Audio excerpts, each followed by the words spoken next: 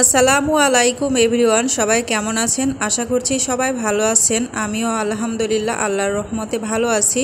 আজকে আমি আপনাদের সাথে কোনো রেসিপি শেয়ার করব না, জাম্বুরার উপকারিতা সম্পর্কে আপনাদের একটু জানাবো। তো জাম্বুরার খাওয়ার 12টি উপকারিতা রয়েছে। নাম্বার 1, রোগ প্রতিরোধ ক্ষমতা বৃদ্ধি করে। নাম্বার 2, হার্টকে সুস্থ রাখে। নাম্বার 3, লিভার ভালো রাখে। নাম্বার 4, তারুণ্য রোধে রাখে। নাম্বার 5, জ্বর ঠান্ডা ও কাশি দূর করে। নাম্বার 6, খারাপ কোলেস্টেরলের মাত্রা কমায়।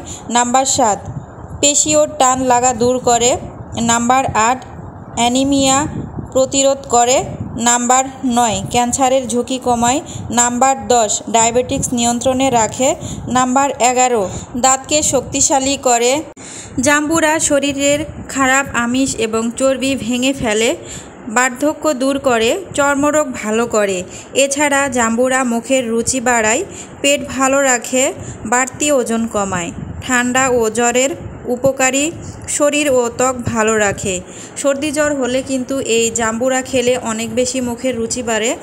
সর্দি জ্বর যখন হয় তখন কিন্তু মুখে অনেক সময় কোনোই রুচি থাকে না। তখন আপনারা যদি জাম্বুরা এরকমভাবে খান তাহলে কিন্তু ভীষণ উপকার পাবেন। মুখে রুচি আসবে, প্লাস মুখে যে একটা তিতা ভাব থাকে সেটাও কিন্তু চলে যাবে।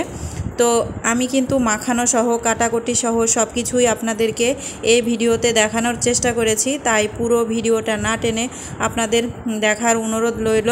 তাছাড়াও জাম্বুরা খেলে ত্বকের যত্নে উপকারী, হজম শক্তি উন্নত করে, ওজন কমাতে সাহায্য করে, হৃদরোগের ঝুঁকি কমায়, রোগ প্রতিরোধ ক্ষমতা বৃদ্ধি করে, রক্তচাপ নিয়ন্ত্রণে সাহায্য করে, ক্যান্সার রোগ প্রতিরোধ ক্ষমতাতে সাহায্য করে, শক্তি বৃদ্ধি এবং ক্লান্তি দূর করে, মূত্রনালীর সমস্যা প্রতিরোধ করে। দেখুন আমি কীরকমভাবে জাম্বুরাটা মাখাচ্ছি। আমি পেঁয়াজ নিয়েছি, কাঁচামরিচ নিয়েছি লবণ নিয়েছি, সামান্য একটু চিনি, যেহেতু আমার বাবু খাবে, ও মিষ্টি মিষ্টি হলে যে কোনো জিনিস খেতেও বেশি পছন্দ করে। দিয়ে দিচ্ছিলাম চাট মশলা কিন্তু এক্সট্রা একটা ফ্লেভার নিয়ে আসে এবং খেতে অনেক বেশি মজা লাগে।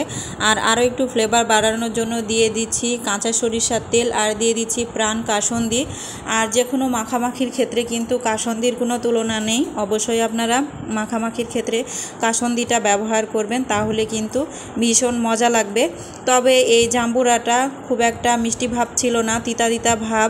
কেউ কিন্তু সত্য কথাটা বলে না, আমি সত্য কথাটা বলে দিলাম। এই জাম্বুরাটা তিতা তিতা থাকার কারণে খুব একটা মজা পাইনি।